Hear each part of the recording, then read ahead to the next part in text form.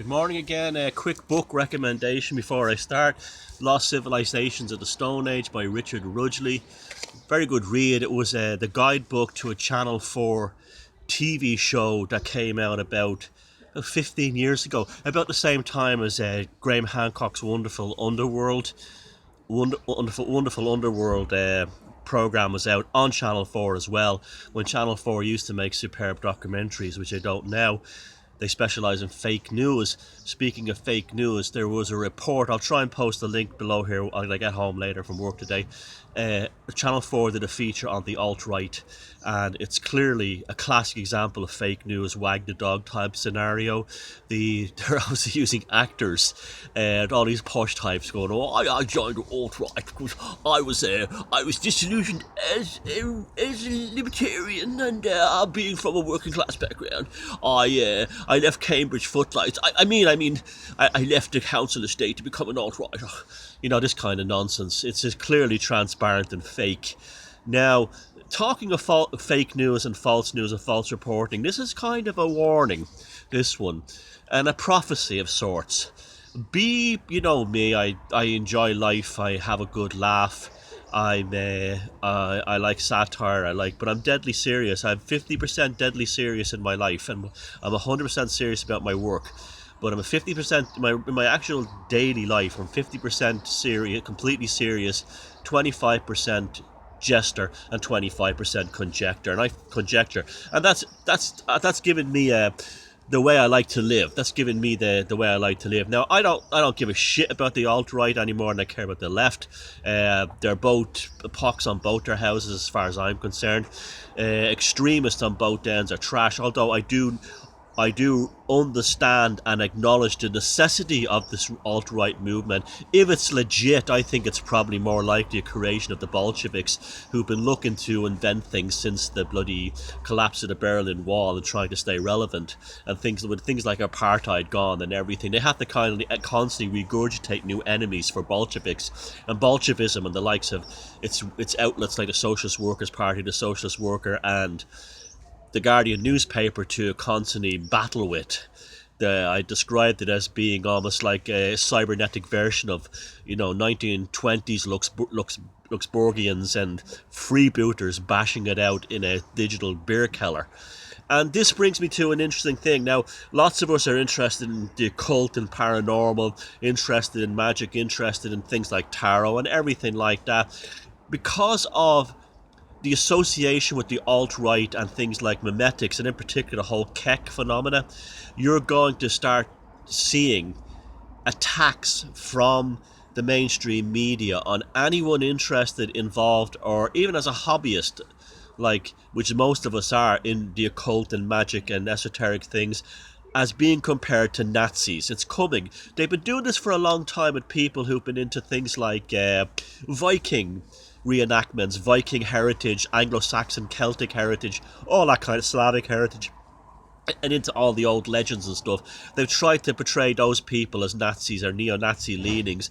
Never worked. They also did the same with heavy metal heads and people into heavy metal. They've tried to portray them forever as being neo-Nazi somehow. It hasn't worked either. They're going to try and do the same thing with people listening into magic, occult, esoteric things.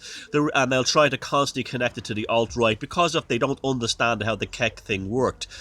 It's going to get really interesting and nasty. They will start, and it won't be just like people who are full on, magicians or wizards or shamans or witches or anything like that. It will be people who are like old ladies picking herbs will be accused of being Nazis. It'll be like it was until the 1960s Witchcraft Act was abolished in England in the 1960s, and it'll be like that. It'll be like that. Anyone who has any kind of interest in these subjects right now, you'll frantically have researchers, unpaid interns at the Guardian newspaper, tapping out straight from their, getting their degree at Cambridge University into Marxist theory, tapping away into Google things like Tula Society, tap, Order of the Templars, Landsfans Lebenswelt, processed church, all this kind of thing. They're going to try to create a false reality in their fake news world that anyone connected to the occult, magic, or these topics are automatically going to be called Nazis or alt-right sympathizers and the usual kind of thing, the usual Bolshevik tactic.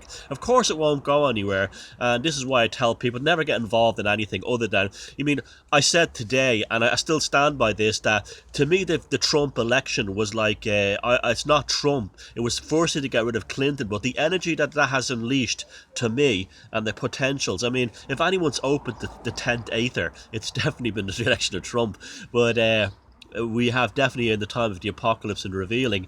But if